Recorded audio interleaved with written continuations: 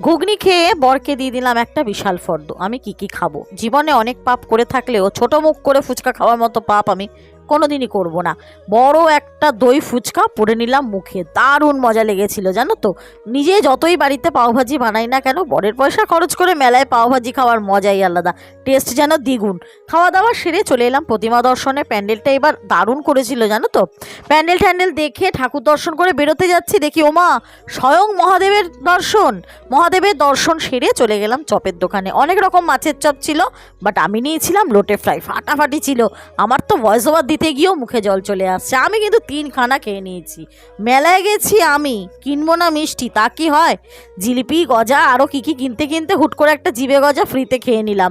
খেয়ে দিয়ে নিয়ে এরপর মেয়েকে নিয়ে একটুখানি এই খেলাগুলো খেললাম। একটা চিরুনি পেয়েছি, আর বিশেষ কিছু নয়। অবশেষে 3জনে মিলে চলে আসছি বাড়ি। তোমরা চ্যানেলটা সাবস্ক্রাইব করে দাও। দেখা হচ্ছে পরের মিনিট।